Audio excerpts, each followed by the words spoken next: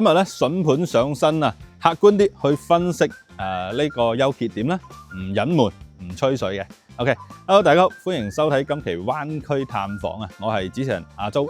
咁咧喺成個坦洲啊，大家都知一樣嘢係咩咧？咁中澳春城啦，佳景康城啊、裕豐名門啊、優越城啊，同埋易進半島，仲有一個咧國際花城，即係呢幾個盤咧，基本上個關注度係比較高嘅。咁今期個節目咧係我哋優越城嘅2期。咁好啊，首先咧。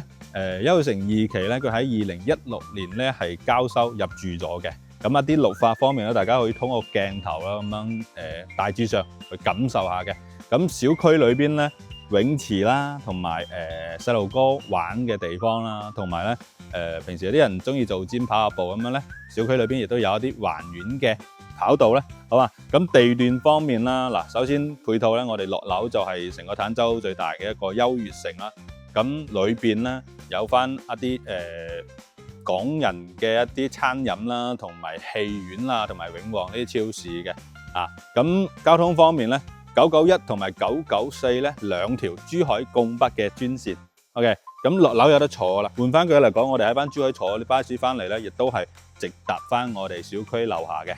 OK， 咁好啦，基本上話咧，同埋生活地段同埋交通咧，可以話一步到位咯，好嘛？咁咧，接落嚟咧，跟住我個鏡頭去睇翻個單位先。嚟到單位先啦，咁下邊個入戶大堂咧，其實咧一眼就望晒噶啦。有一樣嘢我同你哋講啊，幾乎咧呢個門咧，呢個入戶大門係日常咧係關閉嘅一個狀態嘅。即係依家喺內地生活啲人點外賣多咗啦，啲快遞啊啲嘢多咗啦。即係你如果唔係業主本人咧，你冇嗰個業主卡啊嘛，咁啊你就需要通知到業主你先可以入翻嚟。相對嚟講，佢嗰個安全係數啊，同埋一啲嘢咧好啲咯。即係你唔會話我時不時有啲陌生人可以入到嚟呢個流動咯，好嘛？嗱，大堂電梯嘅大堂就呢個位啦。我哋撳翻個電梯，然之後咧上去大家睇一睇先。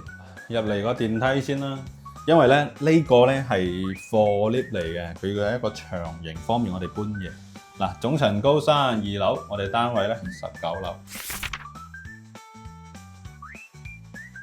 嗱，咁依家上咗嚟啦，其實咧呢度咧係2 lift 3伙嘅，1、2、3伙。咁我哋呢一戶呢個單位咧就喺中間。OK， 首先同大家匯報下啲簡單數據先啦。成個單位咧就119點幾，差唔多82方啦。咁我哋喺貝殼網上邊個掛牌個價格咧就153萬嘅。OK， 咁我同大家直接報翻個底價啦。咁幾乎咧應該就喺143萬左右度咧個單位你就可以攞低噶啦。南向啊，望翻去咧就闊落嘅個 view， 咁對面個樓層矮少少啊。我哋呢一棟咧總層高有32層噶嘛。先睇翻一啲嘢先啦，幾乎上係成間屋咧，你見到嘅所有嘢全部係交樓標準嚟嘅，即係交俾你就係咁樣噶啦。入咗嚟。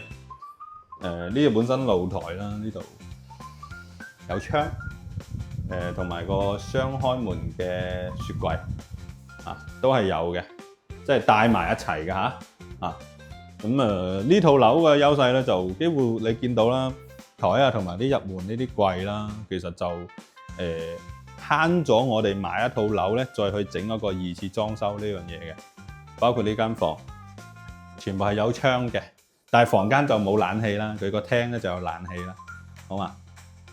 啊，然之後咧，另外一邊佢飛機戶型嚟㗎呢個，佢咧入咗門咧個廳就分中間啦，兩邊就係房咁樣嘅嘢咯。嗱，呢間房就相對講細啲，擠咗張米半床。睇翻個主人房先，仲有一樣嘢咧，你過嚟認真少少，佢呢度咧啲漆都係 OK 㗎，唔係一啲好普通嘅漆嗱。唔會跌嘅，唔會跌色嘅。同埋呢個主人房啦，呢邊就係主人房。不過有樣嘢我覺得美中不足咧，就係即係佢整咗個漏水位啦，但係咧佢冇整個乾濕分離出嚟，因為可能個空間咧冇咁大，個空間可能相對講細啲。嗱，呢個就主人房啦，包括床啊，呢啲都係有嘅嚇，即係帶埋呢個單位嘅。咁 OK 啦，呢個單位咧。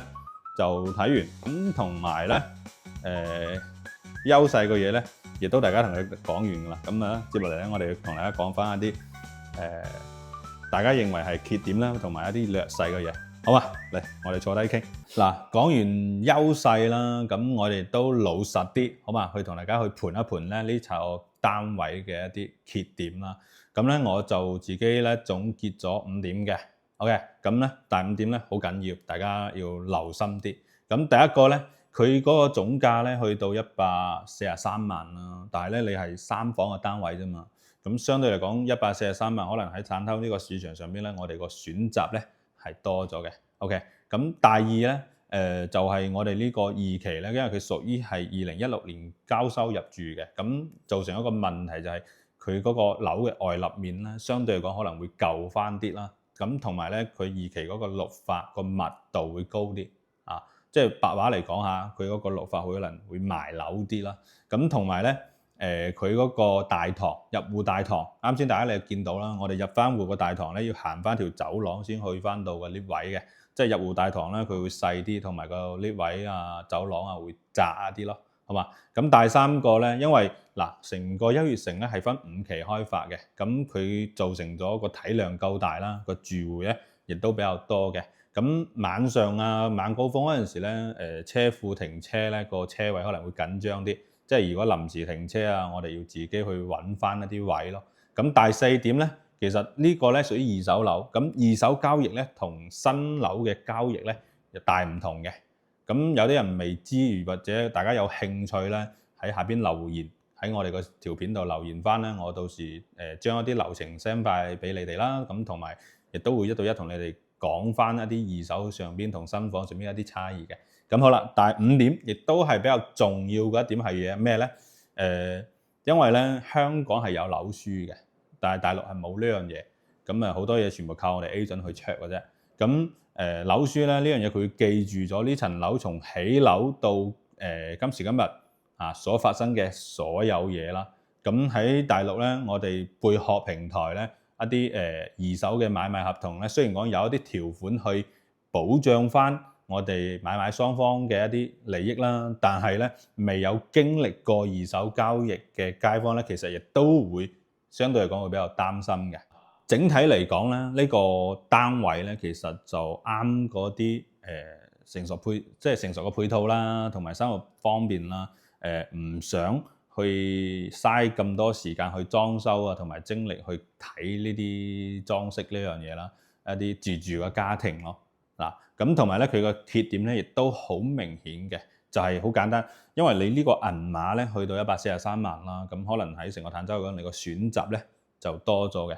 咁我自己客觀嘅，即係我個人一啲認為嚇，咁我覺得就啱嗰種我需要現成嘅一啲配套啦，生活上邊需要嘅嘢啦，同埋間屋咧，我亦都唔需要再我嘥時間同埋精力去重新搞一大餐啦，同埋去買埋啲家私電器啊呢樣嘢。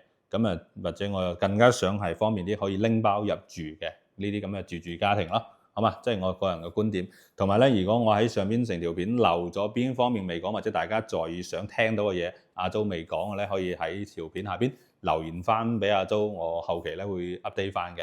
OK，咁基本上今期嘅節目咧就到呢度噶啦。咁如果大家有想對呢個單位有少少興趣啦，或者又想現場睇樓嘅，可以掃翻我上邊嗰個二維碼啦，同埋 WhatsApp 或者打翻電話俾我，好嘛？好啦，今期節目咧就到呢度，我哋下期再見啦，拜拜。